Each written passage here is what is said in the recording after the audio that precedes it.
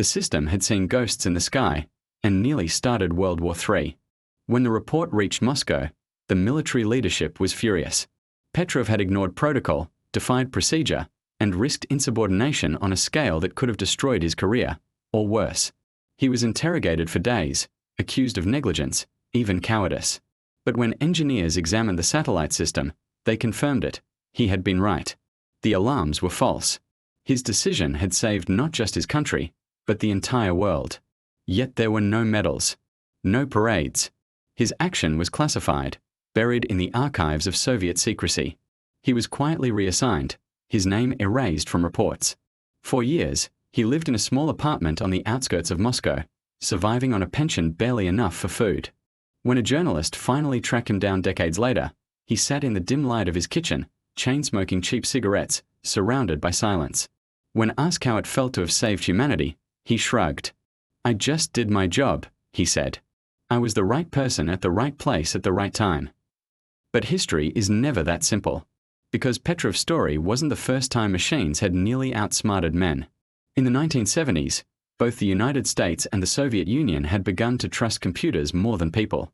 Algorithms monitored skies, oceans, and missile silos, each side convinced that technology would prevent mistakes. But the truth was darker. Each upgrade, each automation, added one more link to a chain of potential failure. A satellite's flicker, a radar's glitch, a human's hesitation, and everything could end. In Petrov's bunker, the design of the ecosystem was supposed to remove doubt, to make decisions faster, cleaner, more efficient. But that night proved something the designers hadn't accounted for: the human instinct to question. Petrov wasn't a hero by design. He was a flaw in the system.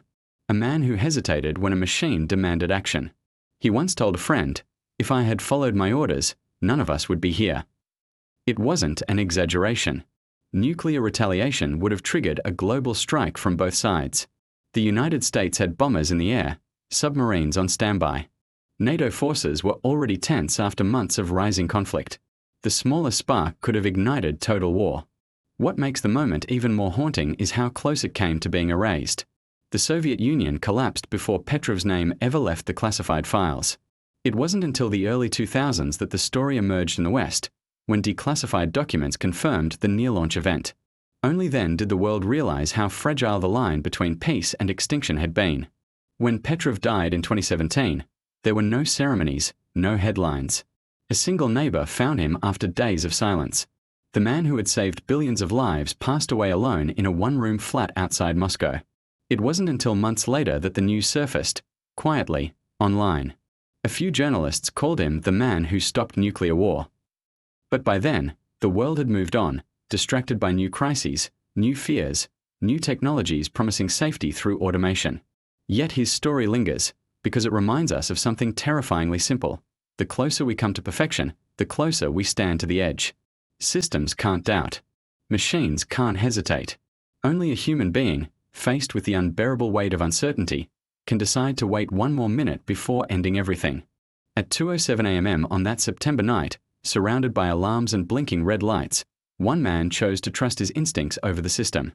And in doing so, he gave the world something it didn't deserve but desperately needed: time.